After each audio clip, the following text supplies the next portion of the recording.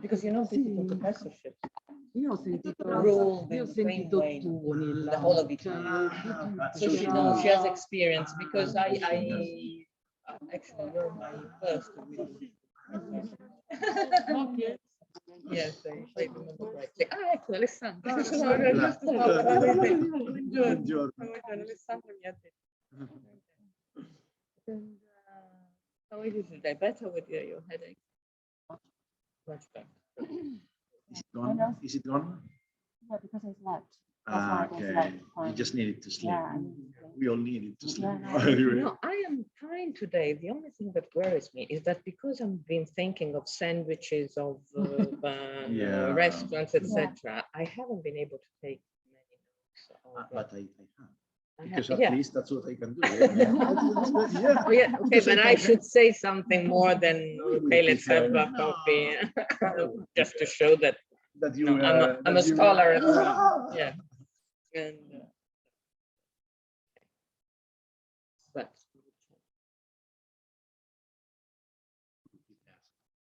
yeah, me too. Sharing. I have the notes.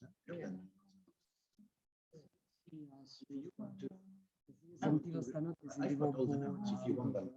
I can prepare something. Share. Okay.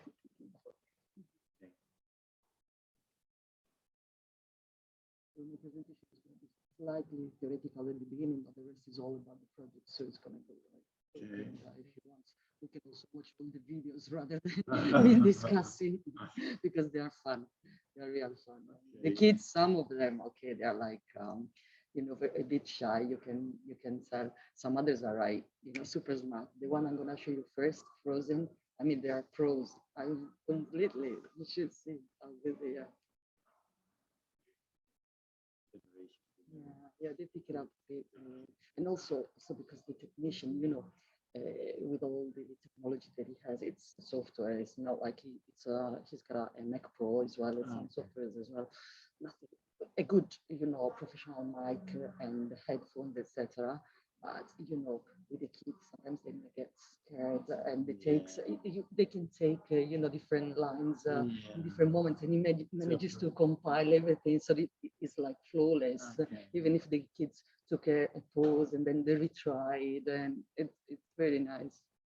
Yeah, and some of them, well, what I'm going to present is mostly the feedback from adolescents, because with the kids, we had to ask parents for consent, and I mean, some of them are already still underage anyway. So we decided to go first and ask adolescents later. Hello, Rocio, do you hear us? Can you hear us? Because you can't see us. We have a problem with the. Can start now. What? Buenos días, Rocío. Can you hear us?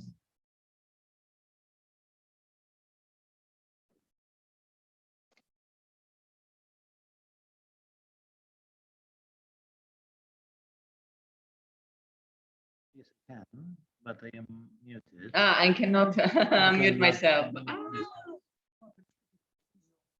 No, il video non funziona, il nostro video. Però vedranno. Sì, io. Yeah, but she's muted. Yeah, she's muted. She should not be muted. Oh, I can talk now. Ah, you can talk now. Good. You hear me? Yes. Excellent. Hello. Unfortunately, you won't be able to see our faces because the video there's a problem with the cameras, but you'll be able to follow the presentations, of course. The PowerPoint. Oh, that's excellent. Well, I'm sorry, I won't be able to see you. Okay, and of course we will see you and hear you. Mm-hmm. Great. Good. We can do an audio description for you, if you need it. Buenos días. Buenos días. I don't want to make you work extra. Don't worry.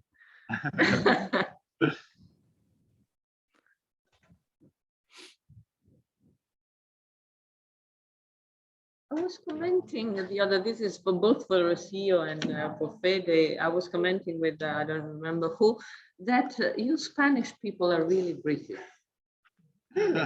Really?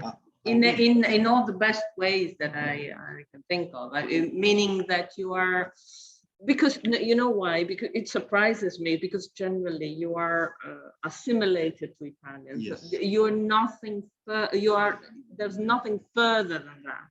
You are actually. No, quite similar to the British. Scholars are honestly, all these Finnish scholars I know are like yes, very Yes, they have rational. Also detachment from the stupid.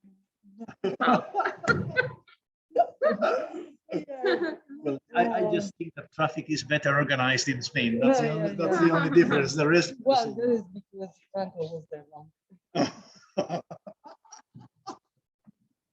Maybe. Okay, that was a nasty joke. Anyway. Good morning, Enza. Ciao, Ola. Ciao. Ciao. Good morning. Ensa is there. Hola, Yes. Ensa. Hola.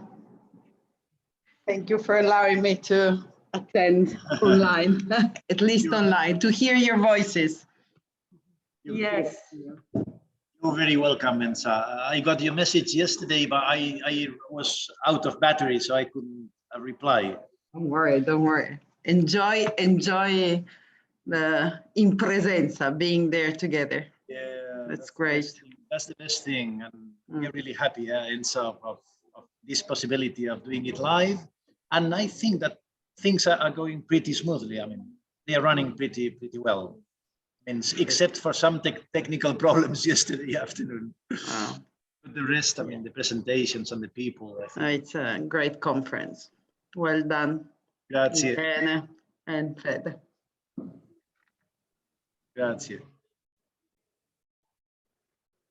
People are arriving slowly and slowly, so we will be starting in maybe 5 minutes. What do you think?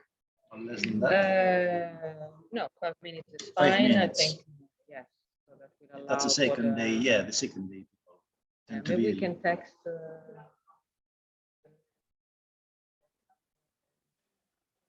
soon. So we can wait. Yeah, Well, so that we wait for her. yeah, maybe Serenella, Silvia. Yeah. David, good morning. Buongiorno. Buongiorno.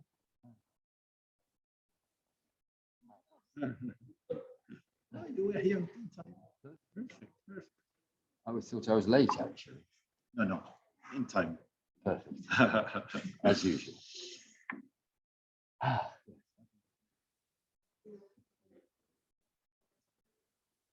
Buongiorno Pablo, hai recuperato? Sì. Okay. See? The wire, the charger. The cable, okay. yeah.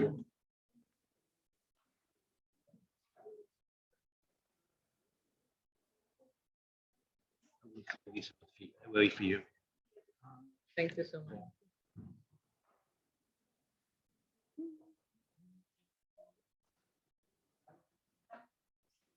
Scusate. No, not for you, Fede. For...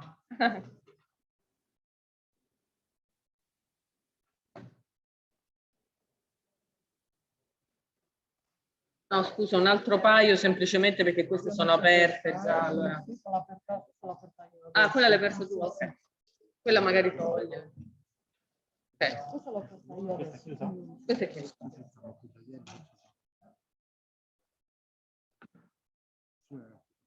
Perfetto. Allora, Alberto va bene, posso essere incredibile. Era entrato, siccome aveva scritto con la penna blu, è stato io pure non lo sapevo. Yolanda non lo sapeva, era la commissione. Capisco verde o rossa, ma blu è no, ci lasciamo perdere, ma poi Mario Martino, voglio dire, comunque lei ce l'ha scritto.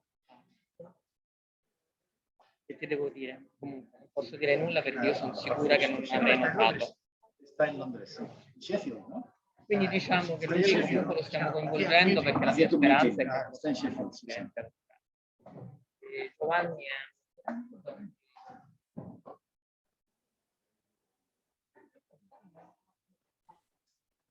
Hola Pablo, no sé si se me oye.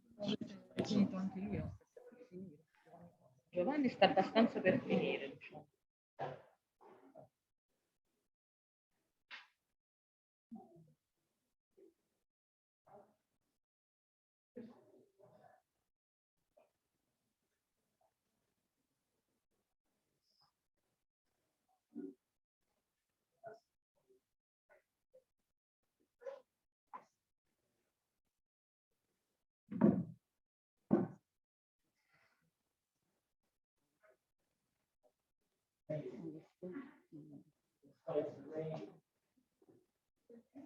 Posso interrompere un attimo la condivisione? Perché voglio prendere una presentazione. Cioè, una parola. No, questo non No, importa. non rischiamo nulla? No, no. Se rischiamo? Se No, non no, rischiamo, no. fallo. No, no. No, dai. Tanto no, che era un punto che volevo.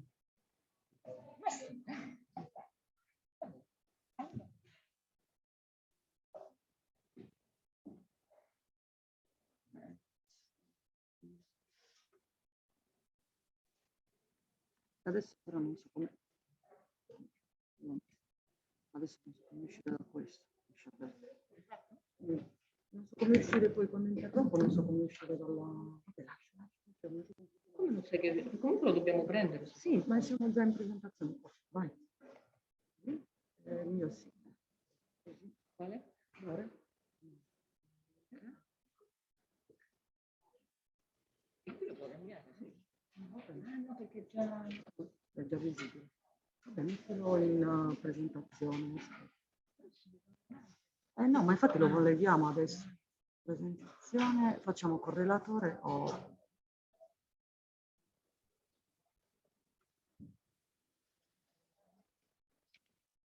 Ok, perfetto.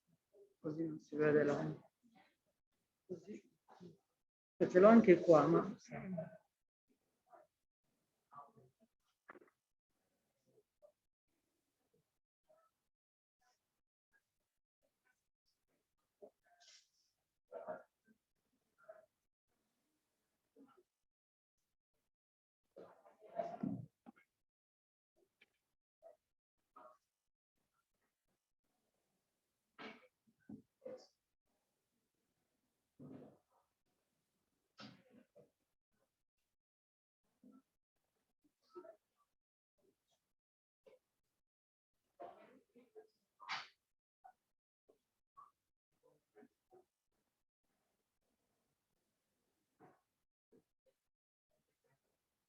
Sì, sì, sì.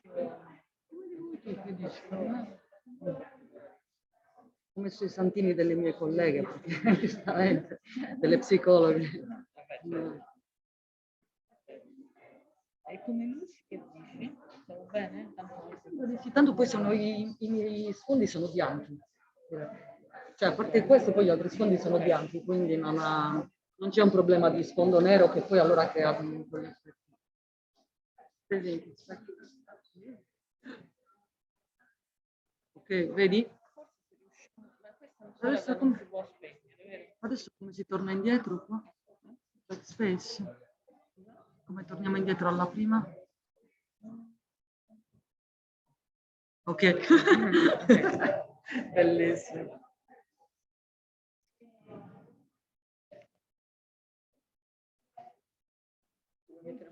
Vabbè, intanto presenti così facciamo.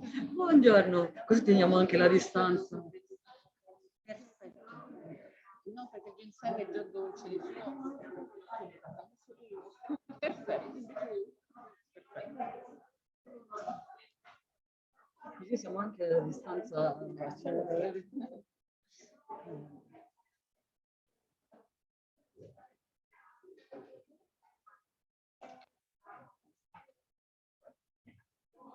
Under control. Ok, sono al parcheggio, il traffico scusa, quindi la Serena sta salendo.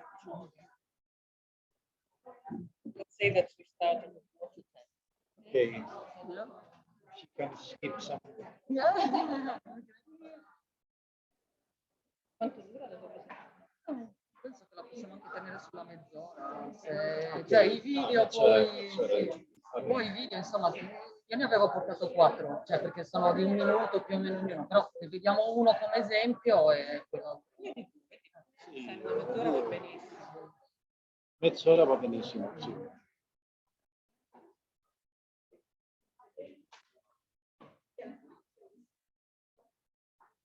I see the traffic was quite bad today. She was saying that you're saying that the traffic, she lives outside Rome, she said. Yeah. The traffic, Yeah, and Serinella too. okay.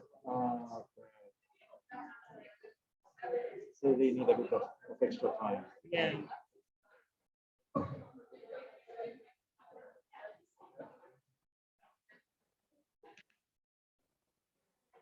Yesterday we were around 45 or 50 people at one moment.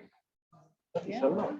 That is a lot. Yeah, it was fine. And the second day is always a bit Yes. slow. Yes. People take it easy. Yeah. They relax. But I counted them before, and I think it was like about 50 people. A lot. Well, we had registered between we had registered 60 something. The maximum that we could fill was 75, and 70, So we are 75 to the limit.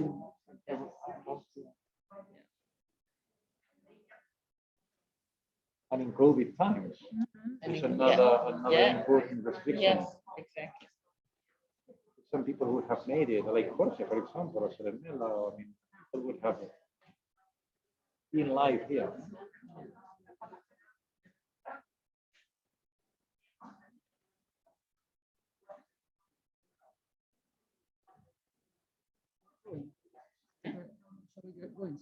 Yeah. Okay.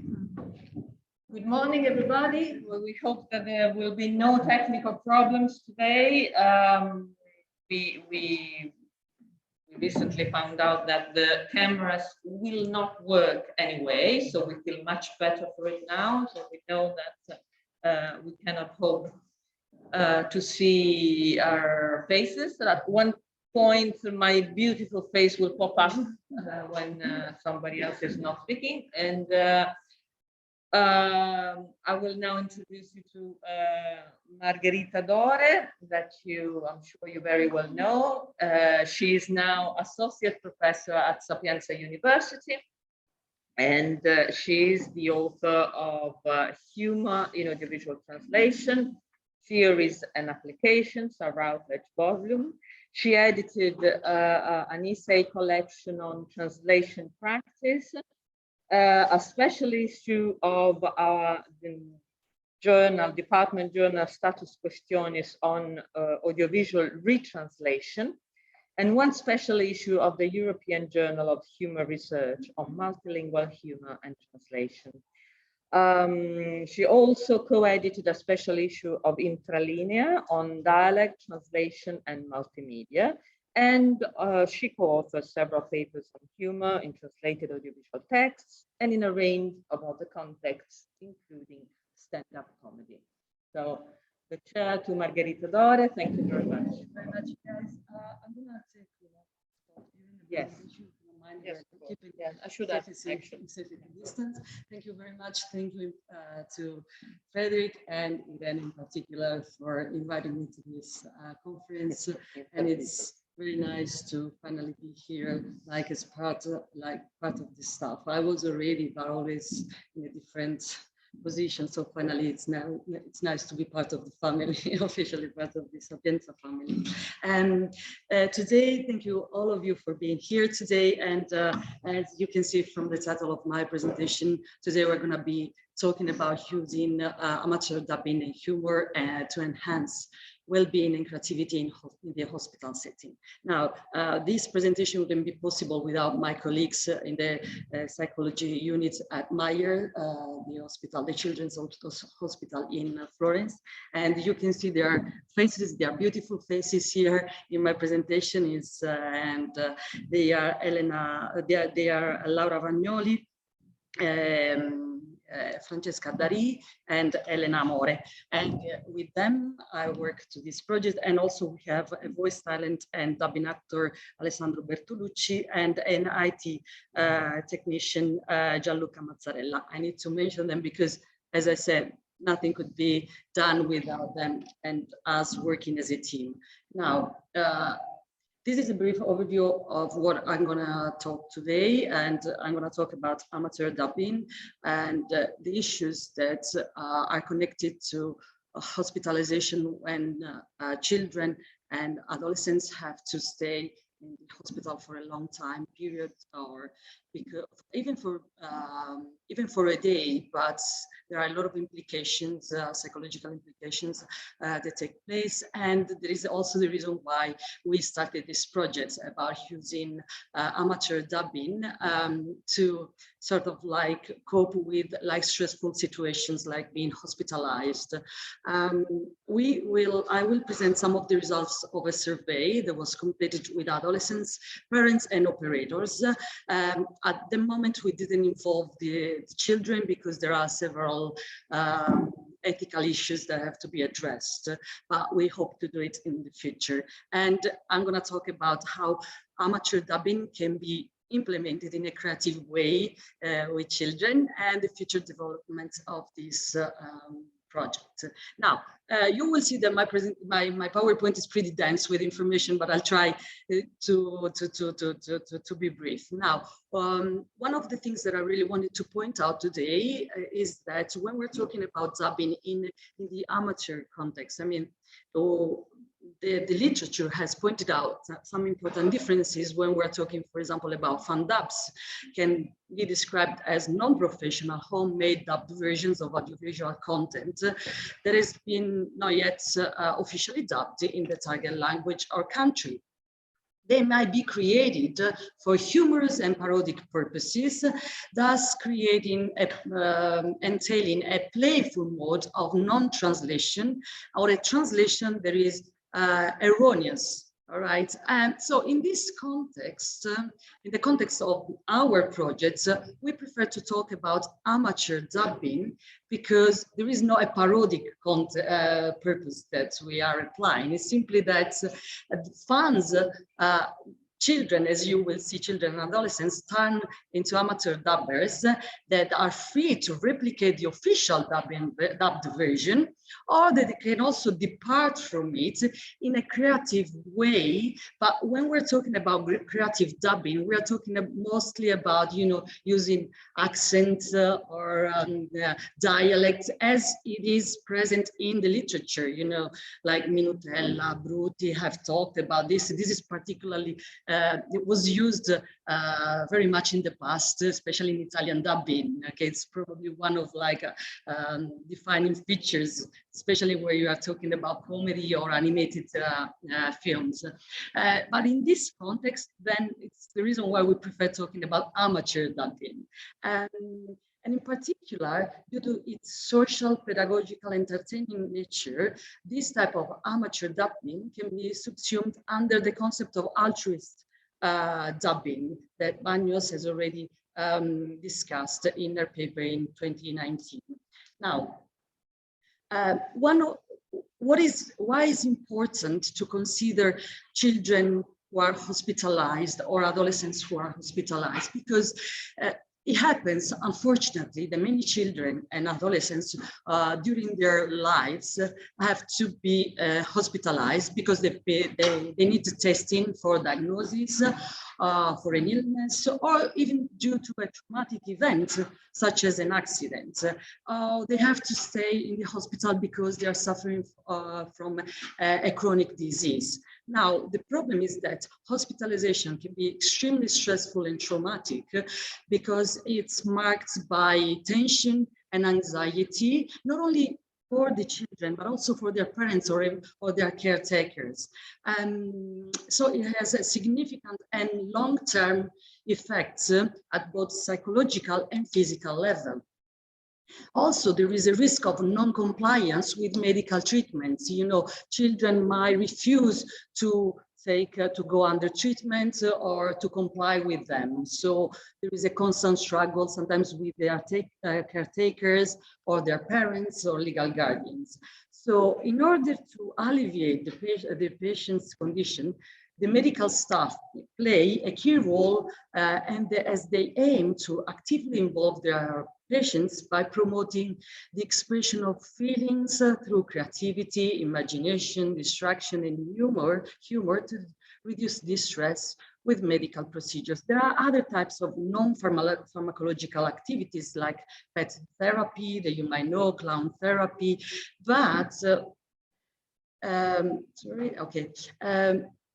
humor dubbing is actually an innovative project that has been going on since it has been it was introduced as a means of coping with pain and enhance anxiety management, and will be among children. And it's a non-pharmacological technique whose primary aim is for hospitalized children and adolescents to learn by doing, to be really invested in a role, to be part of something, rather than, you know, sometimes with pet therapy, they are very happy because they can play with dogs, and there is an involvement, but here they're really doing something. They're the real protagonists of the activity. And it started in 2017 at Baños Children's Hospital in Florence, as I said. And the project first addressed adolescents, and the oncology department, in collaboration with the pediatric psychology unit, was the first to be to propose this workshop. Now, as I said earlier on, the team includes an expert in clinical research who's Laura Vagnoli, a clinical expert, some junior psychologists, including Francesca and Elena, a linguist myself, okay, and an experienced dubbing professional and an IT technician. Now, as you can see the picture there, you know, you can see Alessandro that is instructing one of our patients on how to perform. You know, sometimes they can feel a little bit intimidating because they're using headphones or being in front of a microphone. So he tries to show how carry out a performance. And the picture at the bottom is what we call the playroom. And there is, as you can see, it's very colorful. There is like a throne where kids can sit. It's a very relaxed environment. It's not soundproof because we couldn't recreate a real studio, you know, dubbing studio. But with today's technology, fortunately, you know, the software that Gianluca uses and the microphone and headphones create like a let's say, professional environment. Unfortunately, due to COVID, at the moment, the activities are not continuing, but we hope that they are going to resume soon. Even the playroom was, you know, transformed into a room to hospitalize some patients. The project's website is called Doppio Sorriso, which is a pun between the idea io doppio, I dub, and double, and sorriso, that smile. Now, over the 2-year period, we had an enormous success because more than 400 children took part in the workshops. Sometimes they came back several times because, you know, because they had to stay, they were hospitalized, for example, for a 3-month period. Some others they were there just once. They went there for some tests, they were bored, they were there, they heard about the workshop, and they came along. The workshop used to take place only once a week, so Wednesday mornings. So sometimes it was a bit difficult to have, you know, returning patients, but we managed. Now, obviously, when we carried out the workshop, we managed as a team. We organized, you know, what we thought, you know, created a catalog for different scenes. They were like tailored towards our patients. So something that was funny, mostly animated movies, and something that was, particular scenes that are really funny, so to make them laugh and enjoy. And we also had the chance to talk with the kids. We saw the reaction, that they were happy, but we cannot just rely on that to decide whether or not this activity is really beneficial to alleviate suffering among hospitalized children. So we created a semi-structured survey questionnaire that is semi-structured because we have closed and open answers, and we addressed both. We addressed adolescents, parents. When we use the term parents, it's an umbrella term that covers also legal guardians in general, and operators. The survey and questionnaires were approved by the Ethics Committee and mayors. And also the Mayor's Foundation is the one that funded the project. So their financial support is very important for us. And all three questionnaires were originally in Italian, then translated into English, and at a later stage, blind reviewed by a native English speaker. Online data collection was based on returning patients, because or patients or parents we managed to establish a connection with, because one of participants were really difficult to get in contact with, especially during COVID. So just to give you like an idea, we had 6 adolescents, 6 parents. Adolescents and parents are not necessarily, the parents we interviewed are not necessarily the parents of the adolescents we interviewed, and operators. Operators include, I'll tell you in a minute. I wanted to tell about gender. We mostly had female participants, and that's respondents. We had 5 female parents and 1 male parent, and operators again were mostly female. The age is between like 16-year-olds for adolescents, almost 50, pushing 50, let's say, for parents, and operators are in their early 30s. Nationality is interesting because they were mostly Italian, but we had, when we define other, is because we had a kid who's Italian, but her parents are originally from Albania. And one of the adolescents has got a dual nationality because she's Italian and German.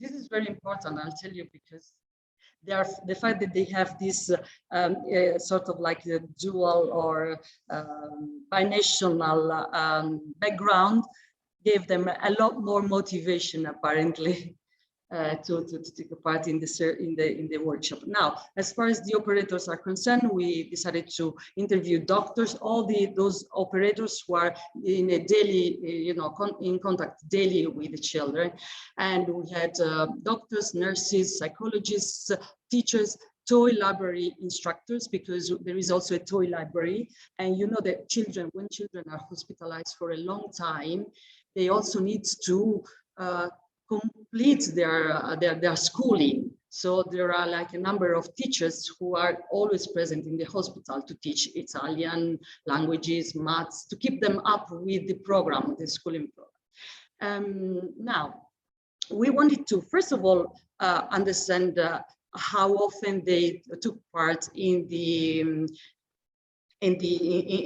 workshop. And as I told you, because we managed to contact returning students, or returning patients, obviously no one answered once. They came like some came even more than twice. Some of them came more than 6 times, and one of them came more than 10 times. She was really a very passionate participant. She's become like a real professional, I can tell. One of the most important things about the workshop is that it's a very free kind of workshop activity. Everyone can come in at any time or leave at any time. There is no constraint about, you can just come there and watch the others dubbing. You can take part in it.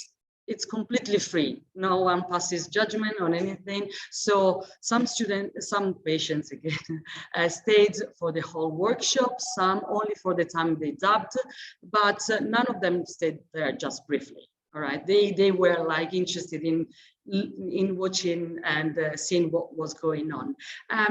One interesting thing, you know, earlier on I told you that one problem with hospitalization in children who are hospitalized is that sometimes the problem is about complying with their treatment.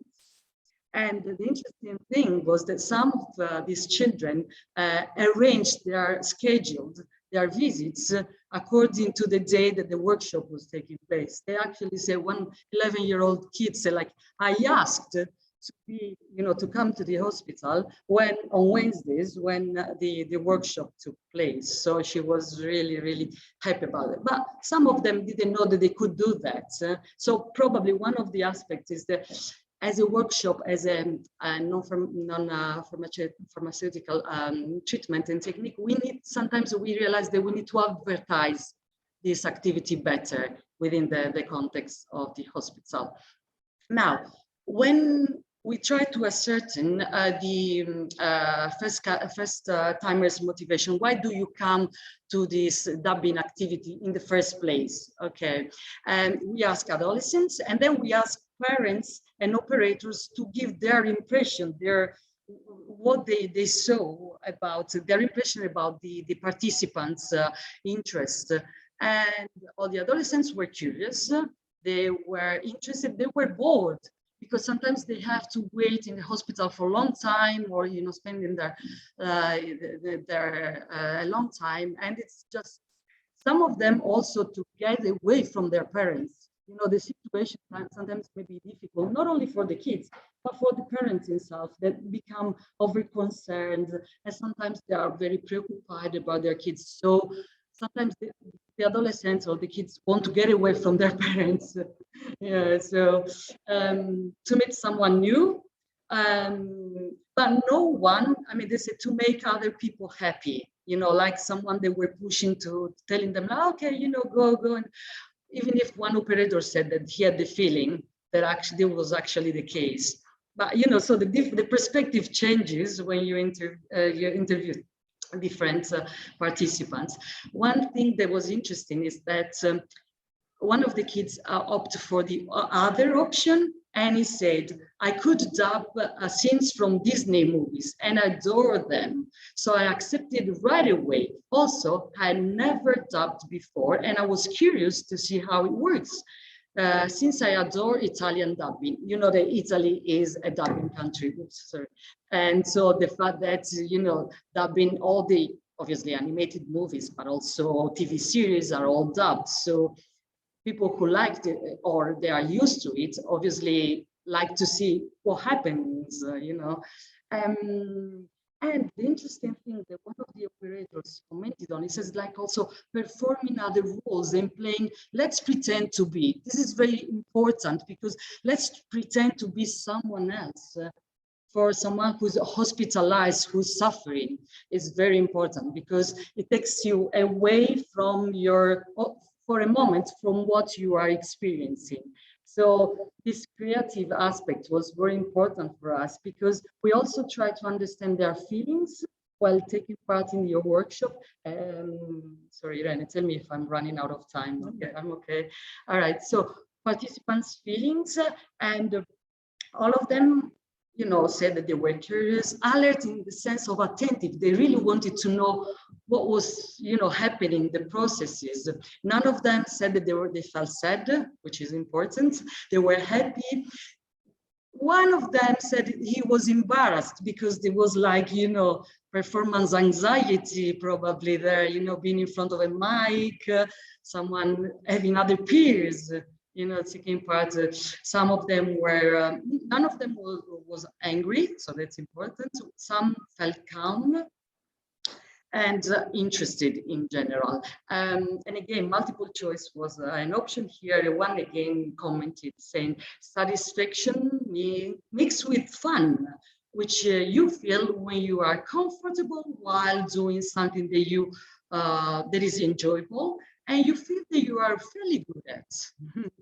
And one of the operators commented that they saw the kids being euphoric, you know, that they were, you know, really happy about that. Now, what about the characters that they decided to dub? This was something very interesting because, first of all, we asked who chose the character. You know, we have a catalog of scenes to be dubbed. As I said, we chose them because they're funny, because they are entertaining, etc. So mostly they are like cartoons or animated movies. And most of the times they choose their own character. All right. So, sometimes they were the dubbing professionals because the kids were too shy, you know. So, you know, we decided to psychologists or the dubbing professionals try to say like, why don't you dub this or that? Sometimes other patients, because as I told you, participants can come in and out at any time, and sometimes the performance has already started. So some other participants have already decided who's dubbing what. So they just play along without a problem. That's fine. So they did it also as a group. And one interesting thing I must say is that sometimes, you know, when we propose boys to dub female characters, they were saying, no. Instead, for example, girls were more, you know, into, you know, for example, dubbing the caterpillar in Alice in Wonderland. They didn't have, so these gender issues are still there, unfortunately, you know, they are hard to die. We wanted to know whether they had like some problems with the headphones, and I'll go back to this in a minute.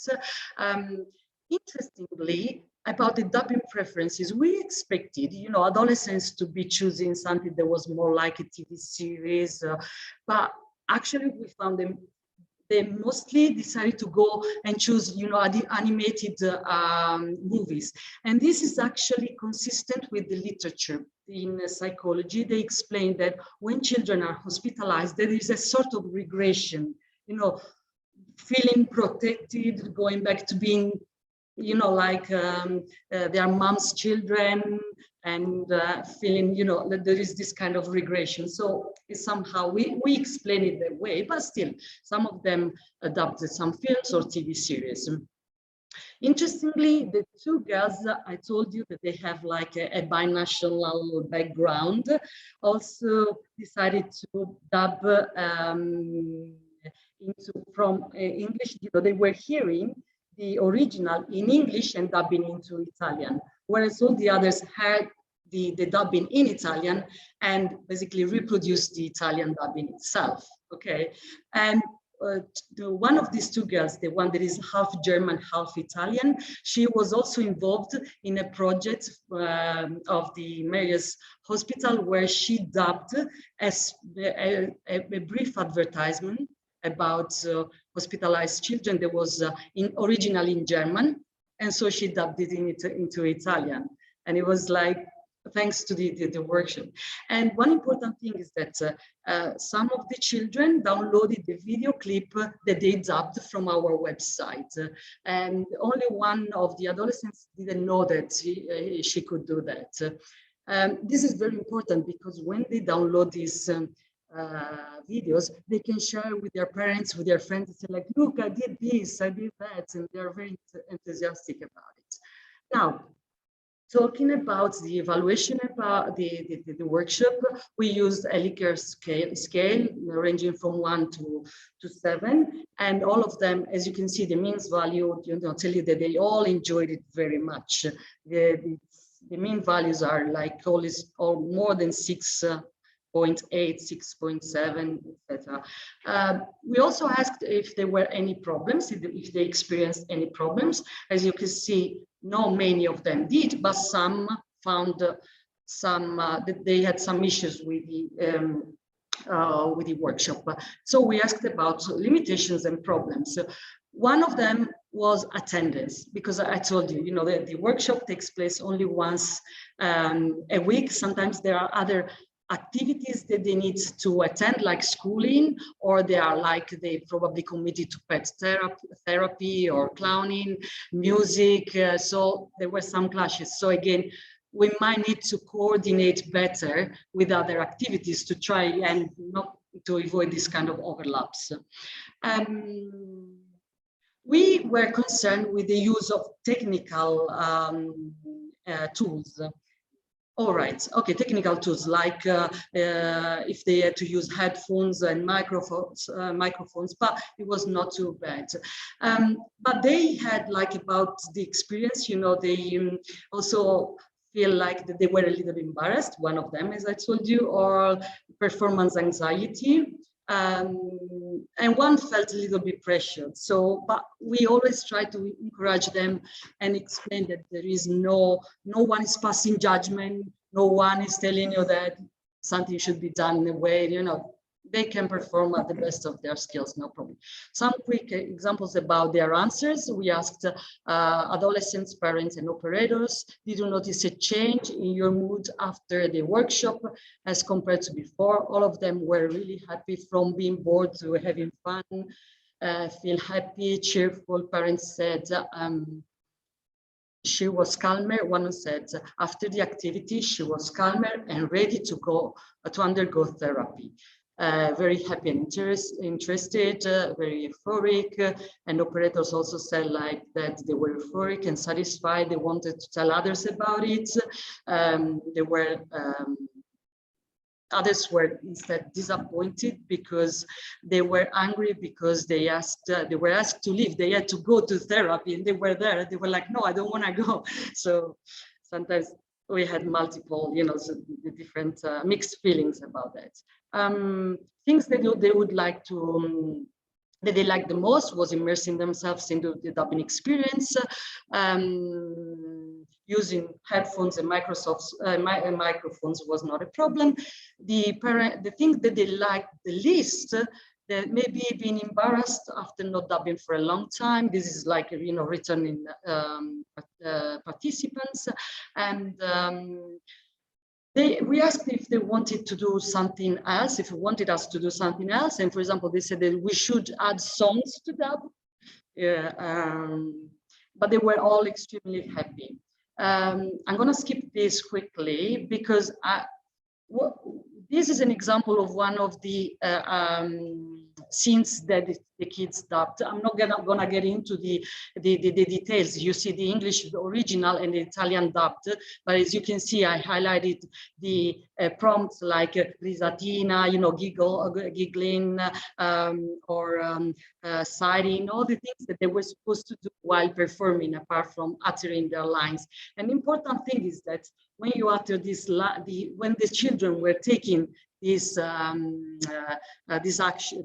scenes, fortunately they could stop, then you know, maybe perform one line and then go back to the next, and the IT technician put everything together in a very seamless and flawless video eventually. So if I can show you one example of this.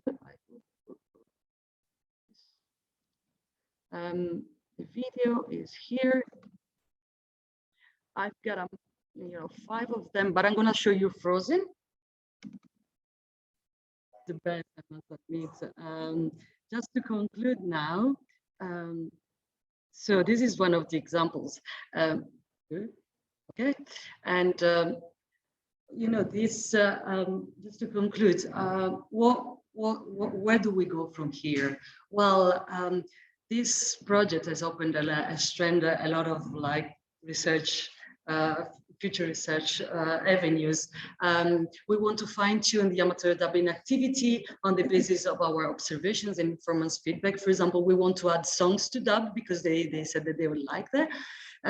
Make amateur dubbing and a technique that is applicable to a range of other informal settings that strive to foster humor, well-being, and socialization, be they hospitals or educational institutions.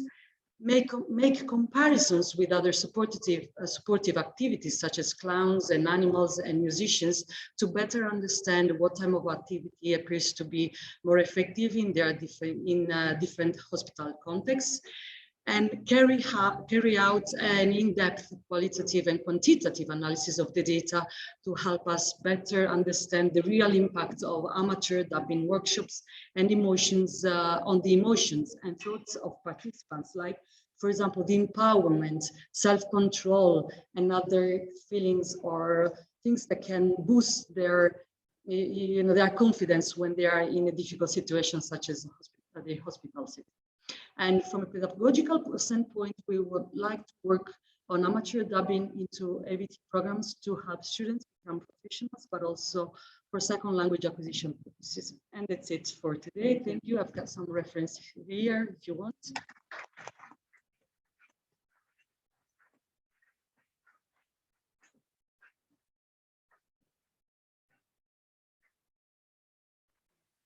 Thank you. Are there any questions? Yeah.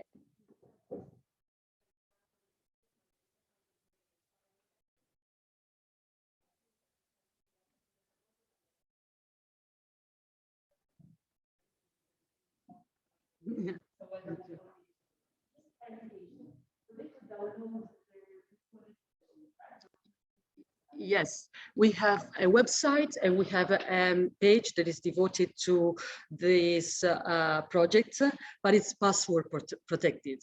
Okay, so only, yes, only their videos. Yes, I should have mentioned that the website and the videos are not freely, they have a password that we tell them so that they can download it when they want it, like as I did earlier to show you. And then, yes, they can share it with their friends and family if they want, but the page is password protected. And well, there are some copyright issues that we are very well aware of, but we have already talked, especially the dubbing actor and voice talent. He talked with Disney Italia, and they told us that if in any case we were to go, public and show part of the videos in a public context, they are okay with it. Okay, they will grant us permission. Okay, it's fine to do it today as for educational purposes, which is obviously, but even if we were to use it for to advertise the project, in a wider context, they would be happy to grant permission. Yeah.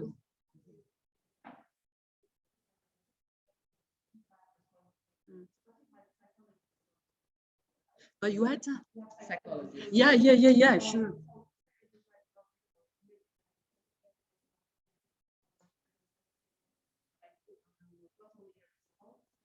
Yeah. I mean, this is the main point when you're dealing with this kind of issues, especially one thing that I forgot to mention earlier on, that some of these adolescents, the adolescents, most of them come from also the neurology departments when they have problems with bulimia and anorexia. So they have to be hospitalized for at least 3 months. And some of the issues that are connected with their illness sometimes came. I mean, we are also trying to find a way to connect with them, and so that they can also express their feelings even through, these activities, and try and gear the dubbing activities towards some of their issues. Okay, to try also to explore their feelings. Okay, it's very complex and it's a very delicate thing that the psychologists are dealing with. I was more dealing with the fun bit, obviously.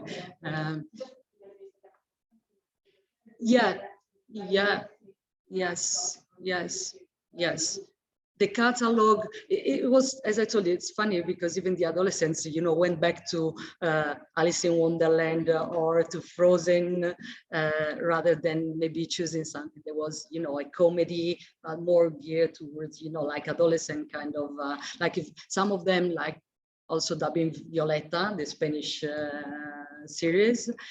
But it's interesting that even adolescents prefer going back to Disney, which is, again, something that we are really trying to explore. Thank you.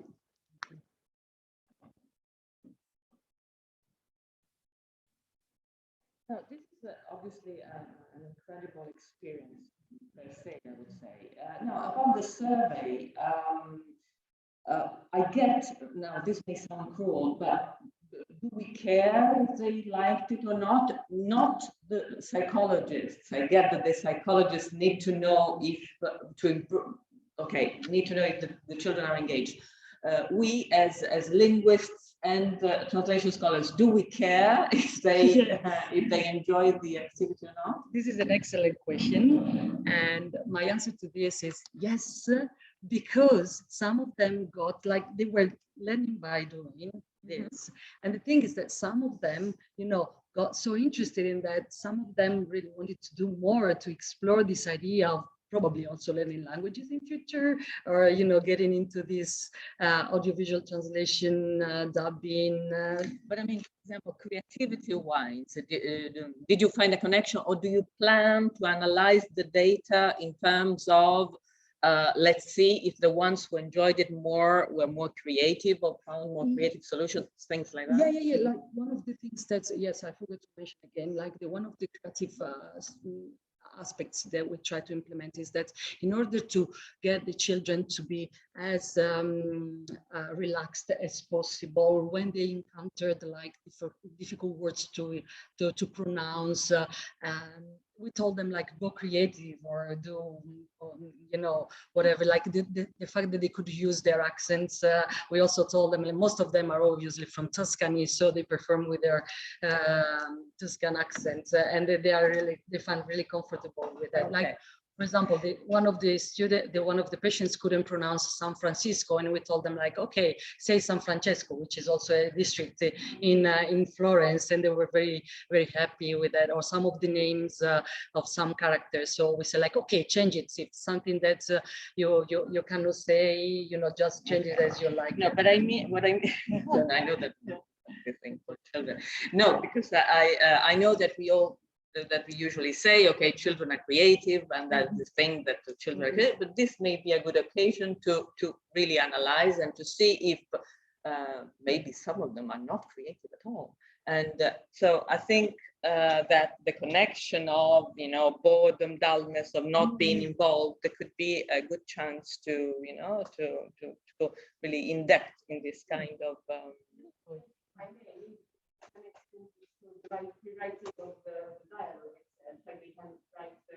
Yeah. Yes, especially for the longs. Those patients who have to stay there for a long time, they could come back, make it like more systematic, returning more often. Most of the times we offer it as like a one-off, so one-off activity, because the hospital context is so complex. Yes. Challenging. I mean, it's not like telling kids what to do when they are already so stressed because so stressed about the whole situation. Or parents. We also forgot to mention that we also try to involve parents. So stressful. Parents and operators also dubbed some of the characters. So some parents dubbed with their children, and this was very good. Mm-hmm.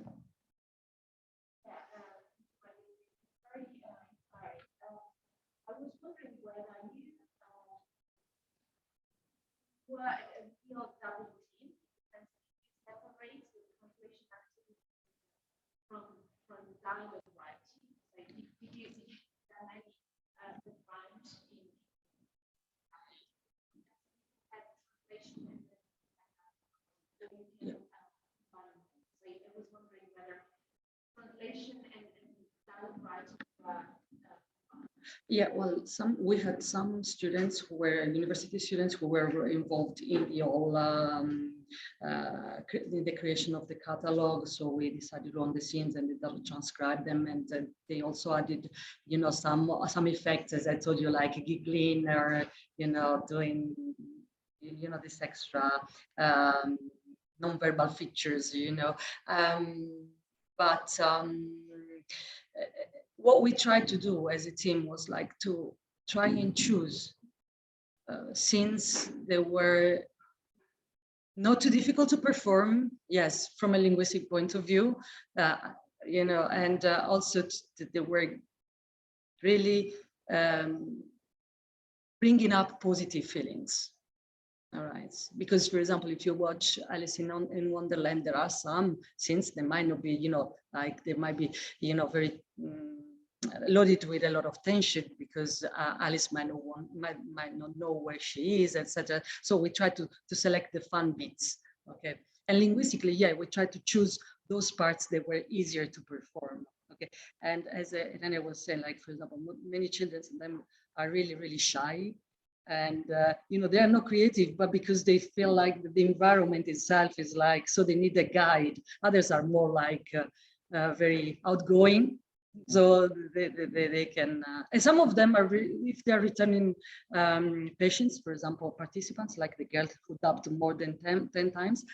She's also been very assertive at some points. She's like, no, but I want this one. Or she could come back like, well, last time I asked you if you could get like a scene from this movie and you didn't get it. And we were like, okay, okay, next time we try our best. So there's a lot involved. Okay.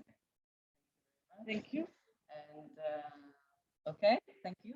Thank you.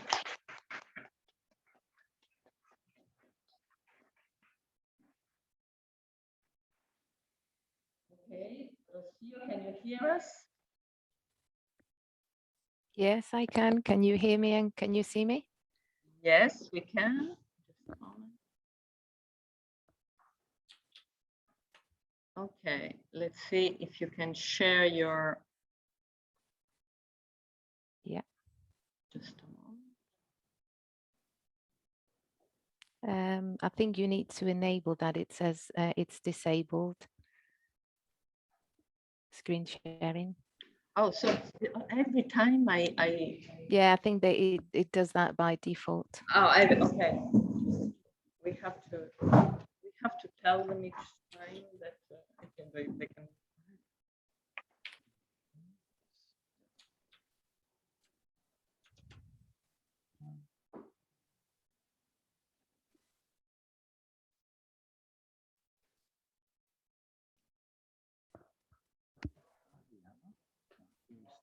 No, we are there, but she cannot share. Well, I told.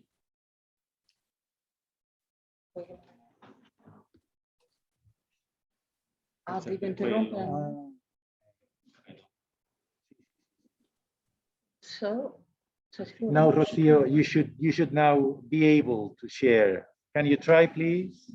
It still says it's disabled.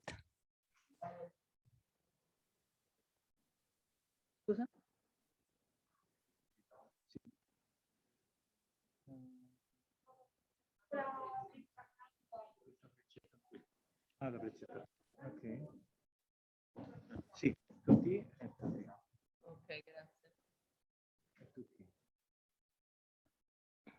You have to That's it. say that each time. I thought that. No. Questo no. Oh, now I can. Okay. Now you can, right? Yeah. Sorry, when I created the link, I gave this, but okay, it's fine then. Okay, sorry about my face. Yeah. Can you see my screen? Yes, we can. And okay, it's a very great pleasure to introduce my friend Rocio Baños Piñero. Rocio is Associate Professor in Translation at the Center for Translation Studies at University College London, where she teaches audiovisual translation and translation technology. She holds a PhD on dubbing and the prefabricated nature of fictional dialogue from the University of Granada. Her main research interests lie in the fields of audiovisual translation, translation technology, and translation training. She's published various papers in these areas. Her latest research has focused on underexplored forms of audiovisual translation, such as voiceover translation of reality TV, pen dubbing, and fun dubbing. Okay, and the floor to you, Rocio. Thank you. Well, thank you very much for the introduction, Irene, and thank you very much to to you and Fede for having invited me to take part in this great conference. It's my first one after the pandemic, so I'm very sorry I'm not able to be there with you in Rome and see many friendly and familiar faces that I'm sorry I still cannot see now, but I can feel, you know, I could hear Pablo in the background and so on. So yeah, it's even if it's virtually, it's a pleasure for me to be here and to be back to you know, talking about interesting things.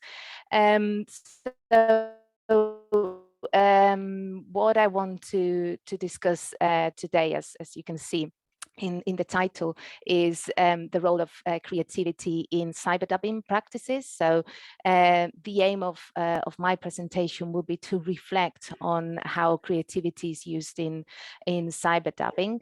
To be able to do that, I first need to explain what I understand by cyberdubbing. So I'll explain this concept, but also other terms that are related to this concept that Margarita has also talked about, like fun dubbing or fun dubbing. And here I'll try to use a bit of Northern UK accent to distinguish between the two, or I might talk about parodic dubbing.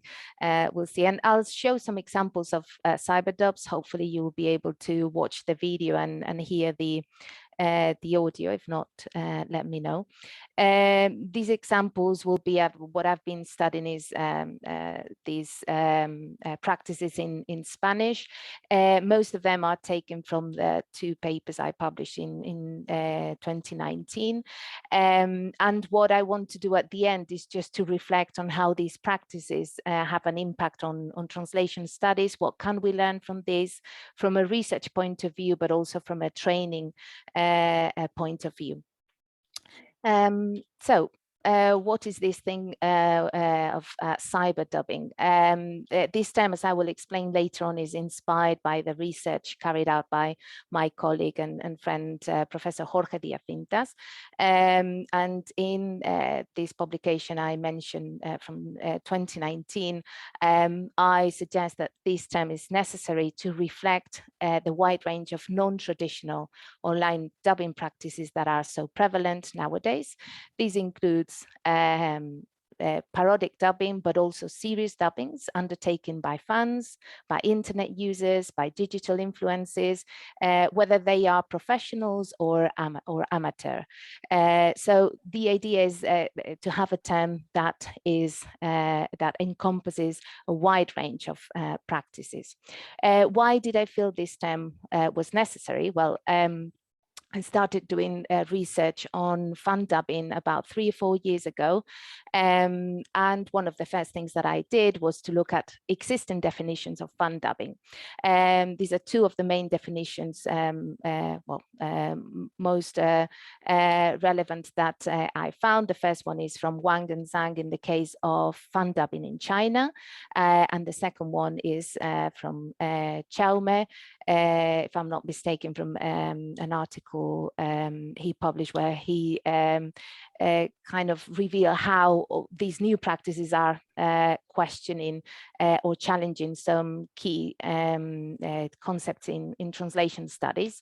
And what I found interesting was that there didn't seem to be a clear agreement on who was behind those practices. So Wang and Zhang talk about internet users, quite in a quite general way, ordinary users. Jaume refers to fans, amateur dubbing. So as I was doing more research, one of the things that I started to identify was that this link between amateur and fun dubbing was not always clear, was quite blurred. And as happens with fun subbing, I realized that some fan dubbing groups follow professional workflows and standards. They use sophisticated software, and more interestingly, that some trainee or professional dubbing actors use fan dubbing and social media to gain experience, to promote dubbing, and also to share their creations. Another aspect that I found quite interesting is that when I went to see what these communities, fan dubbing communities, had come up with, some of these groups didn't call themselves fan dubbing groups, fan dubbing communities. They use other terms, and here you can see two of them. They use the label independent dubbing. Sometimes they use the label non-official dubbing. So it could be because the term fan dubbing is might have some negative connotations, but I just thought it was interesting, the variety of terminology around this term. In the examples I found as well, the idea of fan dubbing being an activity done by fans for fans was also questioned. And this was indeed how it all started, how fan dubbing and fan subbing started, especially in the case of anime anime fans who don't have the anime series available in their target language, and they decide to carry out the translation themselves. However, it was evident that the term fan has evolved substantially in the last few years, and fans are no longer those misunderstood and sneered at geeks like the one here in the picture. They are fans in a wider sense, so they are more like internet users who regard themselves as media fans, who exhibit a positive emotional engagement with popular audiovisual culture. So this idea of what a fan has also evolved substantially, and this is why in the past few years terms such as user-generated content, Web 2.0, ProAm, modern prosumer have gained in popularity, and these terms reveal, and here I'm quoting from Lange and Ito, how creative production at the consumer layer is increasingly seen as a generative side of culture and knowledge. And this quote is, I think, very much related to with what we're discussing in this conference. So these practices reveal the active and creative role of consumers. Another interesting point that I realized in my research was that this idea of translating for fans was not clear. Either these clips that were available and labeled as fan dubbing were targeted at a wider community, and the goal was no longer altruist, but rather to reach as many views as possible in the case, for example, of YouTube. And as you know, that will result in monetary income as well. So for these reasons and some others that I don't have much time to delve into right now, I consider that although fan dubbing seemed to be used as an umbrella term to refer to all these non-official and non-traditional dubbing practices, it was perhaps not the most accurate to reflect the complex reality of dubbing practices in cyberspace. And while I thought about different potential terms that could encapsulate this reality, my colleague and one of the gurus of AVT, as you know, Professor Jorge Díaz-Cintas published an article where he referred to cyber subtitles, considering that this term subsumes the many varieties of subtitles encountered on the internet in a more transparent way. And he provides a classification of cyber subtitles, distinguishing between fan subs, guerrilla subtitles, and altruist subtitles. So inspired by this research, I decided to use the term cyber dubbing and to develop a potential classification, which will look at things, for example, as the aim of these cyber dubs. So according to this, we could distinguish between altruist dubbing. The Afintas talks about altruist subtitling as and gives TED as a clear example. In the case of dubbing, we have platforms like Khan Academy, and especially during the pandemic, they've developed loads of educational material that it's sometimes subtitled but also dubbed by the community. Then we have promotional dubbing, which will be where, for example, fun dubbing. Many examples of fun dubbing will could be categorized. And in this case, it's a kind of dubbing that intends to promote specific material because it's not available, or sometimes just to promote dubbing as an activity. And then we have activist dubbing. I'll show some examples later on, but in this case, dubbing is used to criticize, to satirize, and to subvert sometimes existing dialogue. In addition to the aim, we could categorize these types of cyber dubs according to the relationship they have with the source text. So we've talked about serious dubbing and parodic dubbing. So depending on that relationship they have with the source text. So altruist dubbing tends to be serious. Promotional dubbing can be both, and activist dubbing tends to be parodic. And then according to the producers, as I said, it was one of the reasons why I started looking into this in more detail. It could be done by amateurs or non-amateurs, and within non-amateurs, we could have trainees, or we could have professionals. Another interesting point is who is commissioning these cyber dubs. In most cases, we have examples of practices or clips, content that it's self-commissioned. So it's the own internet users, fans who decide to dub a particular program. But in some cases, these content, the dubbing of this content may be commission and also paid or not.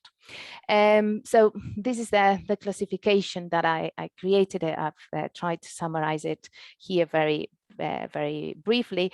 I have to say it's still work in progress, especially because these practices evolve constantly. So it might be that, you know, in the future it might need some amendments, and of course I'll welcome any suggestions or any questions you might have about this. And now that I've explained what I understand by cyber dubbing and this classification, I think we can start delving into some examples and start thinking how cyber dubs can be considered examples of creative media localization, which is the topic of this conference. And in this sense, I think that some of these cyber dubs clearly contribute, and they are creative contributions that evoke new viewer experiences, as the call for papers for this conference highlighted. They do that sometimes by rebelling or violating existing dominant dubbing conventions and practices, and they also do that by empowering internet users. So for example, in most of these cyber dubs, it's the own internet users, the sometimes fans, who decide what gets translated and what gets dubbed and what doesn't. So they decide what they're going to do for their next project, or what they're going to upload on YouTube or TikTok, whatever. This is quite, I've mentioned anime, but another genre that tends to be dubbed in within this category is video games. And I wanted to show you one example from the video game Team Fortress 2. It's a game developed by, created by Valve. And I looked into several Spanish cyberdubs. So this game, as I said, was developed by Valve, and to promote updates and patches with this second part of Team Fortress, they created several short animated movies. One of these animated movies was what they call Meet the Team series. And in this Meet the Team, they introduced the different characters that you can play when you play the game. So you can be a scout, you can be a soldier, you can be an engineer, you can be a medic, you can be a sniper. So this game is dubbed into Spanish. At least I've checked the what they call the Castilian Spanish version, so Spanish for Spain. And some of these clips were dubbed into Spanish. For example, the one Meet the Sniper, but then there were others like the Meet the Medic that were not dubbed. I'm not sure whether this was because there wasn't enough budget or the reason, but this prompted the community, and especially followers of this game, to provide the dubbing themselves. So let's see if the sound works. I want to show you first just a few, maybe the first minute of the original in English, Meet the Medic, and then I'll show you one of the cyber dubs. So I'm going to play it. Hopefully, if you cannot hear it, let me know, please, Irene.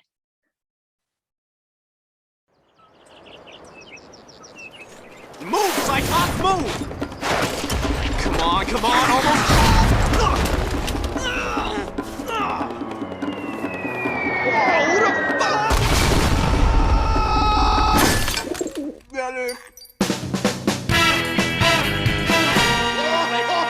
It gets better. When the patient woke up, his skeleton was missing, and the doctor was never heard from again.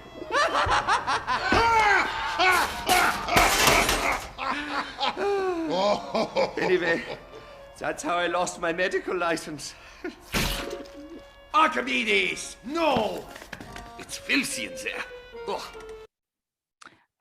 Okay, so just a few seconds so that you understand what kind of content I'm talking about. I thought this clip was interesting as well because at the beginning you've had a swear word, what the, and then the medic also in the game has allegedly a German accent when he speaks English, and the heavy, which is the one being operated on, has a Russian accent. So I thought it would be interesting to see how the different cyberdubs dealt with those aspects, like the translation of swear words and also accents. Also considering that at least the version, the Castilian Spanish version of the video game, did replicate those accents. So I'll show you one of the versions now I looked at. I understand, I cannot see the audience, but I'm sure many of you don't understand Spanish. I just want you to just to watch a little bit of the clip, pay special attention to, for example, synchrony, sound quality, and so on.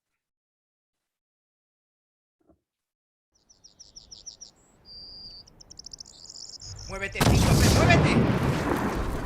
Vamos, vamos, ya casi. ¡Hostia! ¡Médico!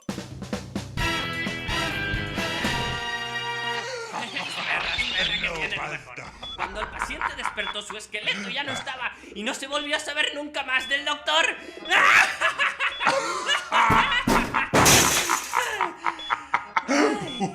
Como sea. Así es como perdí mi licencia médica. Arquímedes, no. Okay, so just a little bit for you to get a bit of a feeling. This was created by a fun dubbing group called Ali Studio, and this one they they did call themselves, you know, fun dubbing, and they referred to their creations as fun dubs. But this was only one of the versions available, and I think this is what is interesting as well about that this cyber dubbing practices. So audiences can choose which cyber dub to watch. If you go to YouTube, doing a simple search of Team Fortress, Meet the Medic in Spanish, you can find, I've listed here 4 different ones. 2 of them are Castilian Spanish, the other 2 are Latin American Spanish, but you can see that this is something that doesn't happen in official dubbing. Like, you don't go to the cinema and decide which version you can watch. So I thought this was a very interesting idea, and it definitely an example of a new viewer experience. What is interesting about these different versions is how they approach dubbing synchronies in a different way. I don't know what you think about the version that I've just shown you, but I thought it was quite good from the point of view of quality, considering that it's amateur dubbing, and there is an attempt to respect the synchronies. There is an attempt to portray the different characters differently. I don't know if you could notice, but for example, they tried to recreate this accent of the medic, and you couldn't hear the heavy, but also there's an attempt to use Spanish with a what we might consider to be a Russian accent. So they have decided to recreate these accents. However, in other of the versions that you have here, they have decided to standardize the accents, which is what sometimes happens in official dubbings, perhaps not so much in video games, where there is a more leeway, more creativity might be allowed, but in official dubbing, especially when we're not talking about animation, as you know, there is and especially in the case of Spanish, there is a clear trend in some cases towards standardization. So it was quite interesting how some of these cyber dubs decided to follow existing conventions towards standardization, whereas others decided not to do so. It was also interesting to see how they deal with the swear words and how they try to come up with natural sounding translations, and that was in all the examples. The original actually is a tiny bit. We cannot hear the whole swear word, and it was interesting how in all the versions in Spanish the whole swear word is pronounced without any issues. There are of course unnatural renderings, and we need to remember that this is done by amateurs, and again, going back to what Irene was saying about, you know, how creative these products can be, considering that many of these people don't have the training as translators. I think that will also be something that could be further researched. In my case, what I thought was interesting was to see how these different versions take different stances or dealt with the source text in a very different way. So if we ask ourselves if serious amateur promotional cyber dubs, which is how I would classify this clip, are closer to the source text in the same way as the first fun dubs were. I've mentioned that the fun dubbing started as a response to, especially in the United States, fans thought that the dubbing done, the official dubbing of anime was too domesticating. All these Japanese references were being domesticated and adapted too much to the target culture, to the US culture, and they wanted a more foreignizing approach, as happened with fan subbing at the time.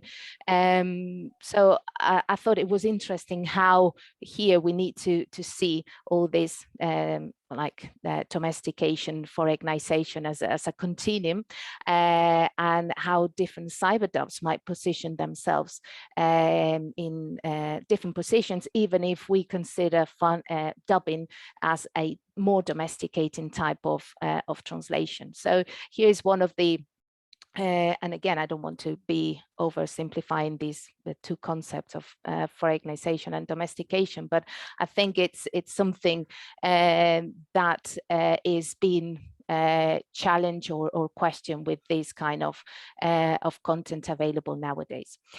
The relationship between cyberdubs and the source text gets even more interesting and complicated when we explore parodic cyberdubs, especially in the case of political or activist cyberdubs.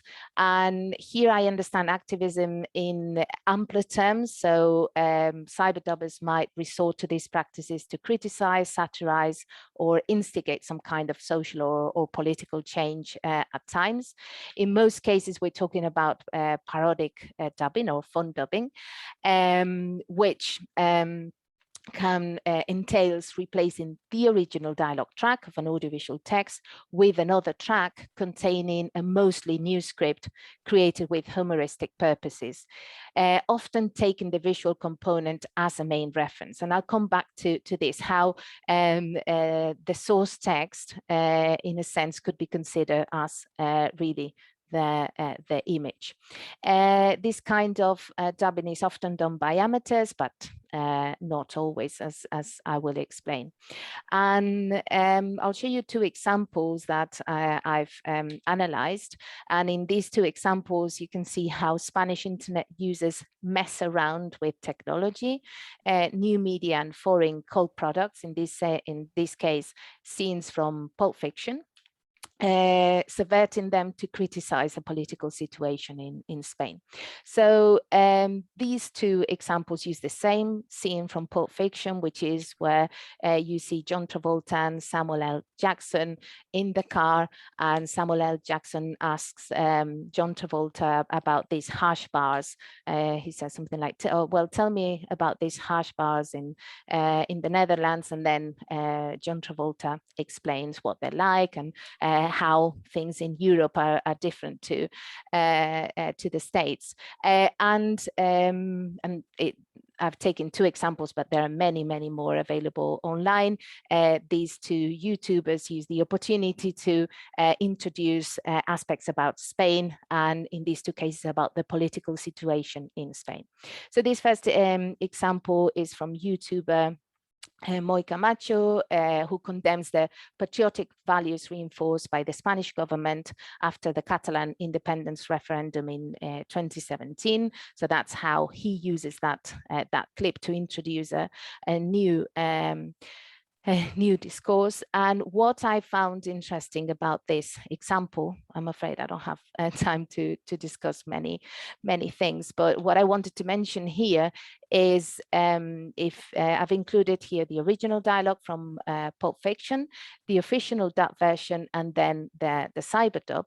And what is interesting is that what Moy Camacho seems to have done is to use the official dub version as a source text in this parodic dubbing. And here you can see I've underlined all the things that the official dub version and the cyberdub have in common. So you can see there is a lot of text that is reused from that dub version, which leads me to conclude that that's what happened. And this is in fact what Margarita was saying about the wonderful project that she's been part of, and how kids use those audiovisual products. I think it's very interesting that something that it's considered as a secondary product, which is a dubbing and lesser value. I don't want to get to go into too controversial topics, but something that it's considered secondary becomes primary, and it's what is used to create a new audiovisual product or content. The approach taken in the second example is quite different. This is a little bit older, from 2015, and in this case, oh, sorry, let me show you, even if you don't understand, many of you don't understand Spanish, just for you to listen to the audio. Sorry, I wanted to play it a little bit. Cuéntame otra vez lo del patriotismo en España. Vale, ¿qué quieres saber? Allí el franquismo es legal, ¿no? Es legal al 100%. Por ejemplo, tú puedes salir a la calle con tu bandera franquista y hacer un saludo fascista, porque para ellos no estás incitando al odio. ¿Lo pillas? Por eso la... So as I said, I just wanted you to hear the quality. You can still hear the soundtrack in the background. The quality is not amazing. I think you can tell that it's an amateur. It's the same person dubbing both characters, and instead of tell me about the hash bars, they say, well, tell me about patriotism in Spain, and that's how it all carries on. So if we compare the quality of this one and the second example, you will see a slight difference, because this second example is done by someone who has trained as a dubbing actor, Cora, and in this case, this YouTuber and dubbing actor is using this clip to criticize the fragmented and uncertain political situation faced by Spain before the general election in 2015. I don't know how many of you are familiar with the situation, the political situation in Spain, but at some point we had two main parties, and then the situation became a bit more complicated, luckily, with more parties, more options, and that's one of the things that he's discussing here. So what is interesting about this cyberdub is that what is taken as a reference is not the official dub or the official dub version, but the image. And I'll just play a little bit so that you can see the quality here. ¿Dónde decías que habías estado? En España, tío. ¿Y qué tal les va por allí, tío? Bueno, bien, supongo. Dentro de nada son las elecciones y la verdad es que no me gustaría estar en su pellejo. Creo que son las más chungas de las últimas décadas. Okay, so just for you to see what I mentioned, that the quality, the sound is slightly better. It's still the same person dubbing both characters, but here what we have, but with this adaptation, is a mismatch, a cultural clash between the dialogue and the image. So we can see, you know, it's Samuel L. Jackson, John Travolta, Pulp Fiction, and they're talking about something like really Spanish, but this, far from putting viewers off, reinforces the incongruity and therefore the comicality of the final product. And this idea of this cyberdub taking the visual component and not the official dub version here in the same kind of structure, you can see that not as much is being reused from the official dub version if compared to that first example. There is more care to respect synchronies because the person doing it is, you know, a dubbing actor and so on. And I'm a bit wary of time, so I don't want to delve too much into this. With all these examples, we could well think, well, you know, this has nothing to do with translation. This is not translation proper. We could do that, or we could think, how is this related to translation? How, what parallelism can we establish, and how can we go beyond those traditional concepts in translation studies? Because these practices are questioning and challenging key concepts like equivalence, faithfulness, what is an original. These cyberdubs could be considered examples of transcreation, where what they're doing is adapting the official dub version rather than the source text. We could see this in terms of not interlingual translation, but intersemiotic translation, where the image is the one that has priority, and we need to create a dialogue that matches the image, and we're not constrained by the source text in this case.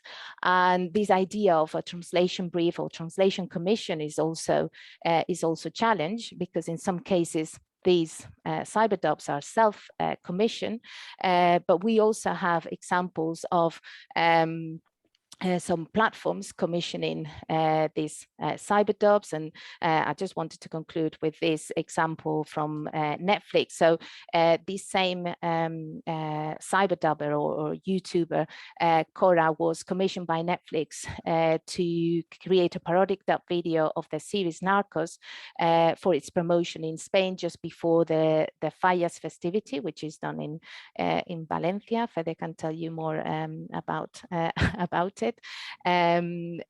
This was in 2018, and in this case he does exactly the same he does with Pulp Fiction, takes a scene from Narcos and he embeds them in references to popular culture surrounding this festivity, with again going back to accents and dialect, using accent, and really pushing existing dubbing conventions.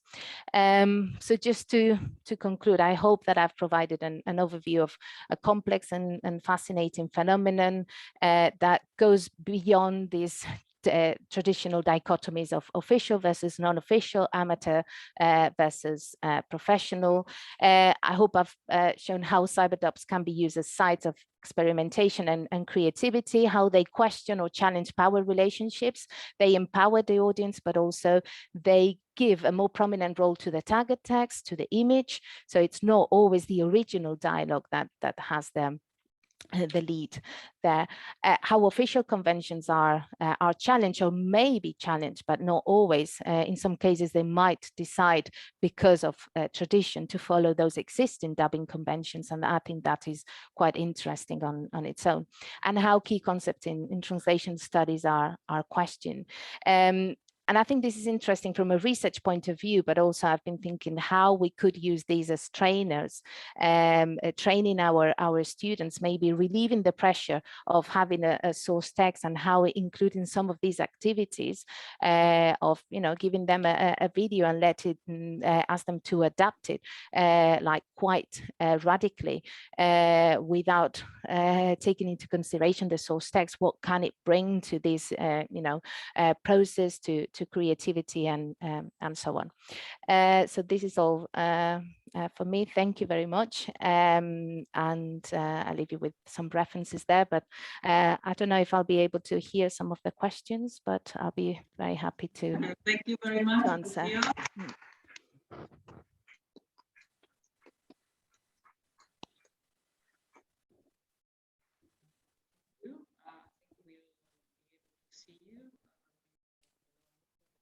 Speak, don't worry, you're not my face.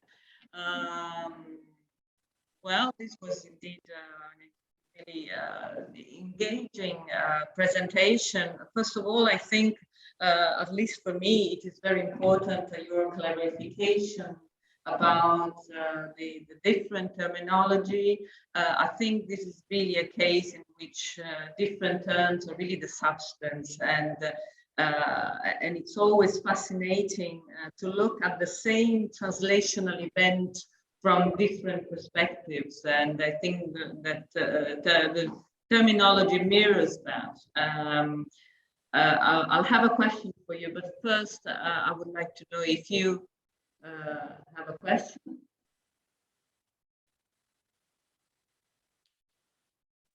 Yes, David? But there are two very short ones.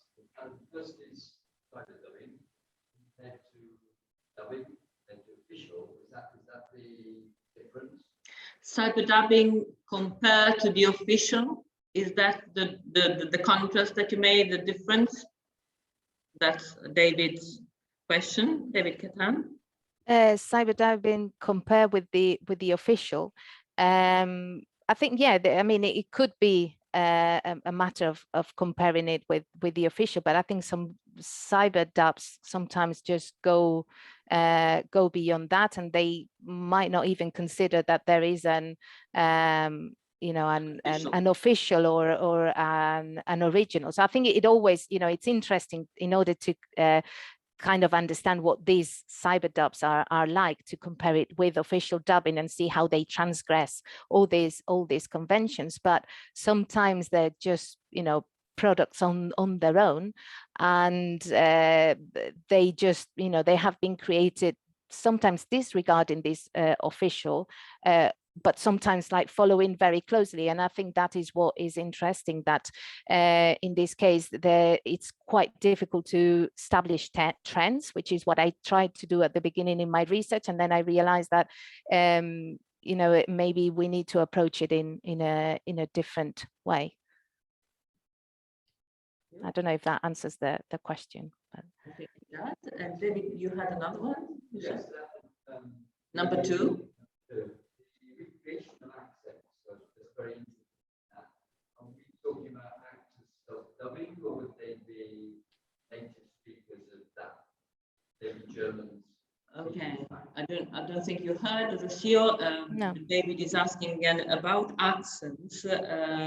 Are they? Is it self-dubbing? Are we talking about the actual people self-dubbing, or people who have that particular native accent and using it? No, in the example that I've analyzed about the video game, it is the fun dubbers who are in this case Spanish. They are coming up, they're speaking Spanish as if they were German. So here using stereotypes of how a German would sound in Spanish. Or how a Russian would sound in Spanish. So it's not that this particular person had an accent and tried to, just use it when speaking. He was trying to characterize the medic by using a German accent, which he made up. Okay, thank you. Margherita? Point of view, this kind of cyber dubbing very interesting, because as Theo rightly pointed out, some of these examples tend to match the professional guidelines like lip syncing, etc. So I wonder if they can be used as tools during classes to show how you can depart from standard and how you can comply with them if you are training professionals, if you are training students to become professionals. Okay. Margherita is saying also from a pedagogical point of view that this experience can also be interesting in showing, for example, students how to comply with guidelines, with professional guidelines, or to depart from them. I don't know if you have a comment on that. Yeah, I think, I often tell my students that the guidelines are there, and when you work with a client, of course, if you want to carry on working for them, you need to respect their guidelines, but also to come with an open mind as well. And we talk about things like naturalness, as that's I'm quite interested in spontaneous sounding speech and all that. And in Spanish dubbing, some expressions might not be allowed or promoted, but that doesn't mean that things might change at some point. And if things are to change, it is current students, the ones who need to change those guidelines. So the guidelines are there, but and I think that is what university is about, to be critical as well about the guidelines. And why can't we use dialect? Why can't we use accent? Yeah, it's a very controversial topic, but I think you need to kind of help students follow guidelines, but also not question them as well, and maybe create some exercises where those guidelines are questions are not complied with, and see what can be discussed there. Of course, when they go to the market, they need to understand how important guidelines are. But I think that's what we can play with, at least in a training environment. Yes. So just one very quick last question for me. I'm very interested in, especially in the political activist cyberdubbing. And I would like to know, because I'm analyzing myself and looking, for example, of say in a very simplistic way, right-wing political references in dubbing. I would like to know if you found examples of more conservative views, or more, as I said, and as I stress, simplistically speaking, right-wing views in cyberdubbing. You found examples of that. You have, I expect, very few, but I would be interested to know. Yeah, well, the fact is that I haven't come across many. Again, I don't know if it's because they are not there, or also because, you know, you always steer one way. And I guess all these algorithms and stuff are also related. When you go to YouTube, you know, you search for something, kind of sometimes the internet knows what to show you. So I don't know if that is also related. But I mean, most of the stuff that I have looked at and dealt with is more kind of, you know, left wing, and I think it'll be very interesting to look at, you know, if there are similar examples. I'm thinking more about kind of now maybe in the religious sphere, trying to promote a different discourse maybe, but I don't know whether they will use all those parodic parodic dubbing and those tools, whether they'll be as comfortable as you know, other like left-wing YouTube users. And sometimes it's not, I'm not sure whether it'd be clear to pinpoint a specific ideology, but yeah, it's true that I haven't found those in my research so far. Okay. Thank you so much. Thank you. Oh, thank you.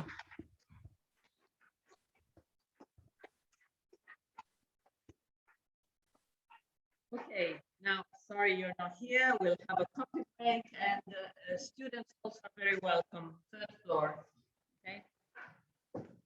Sala riunioni 2. Students are welcome.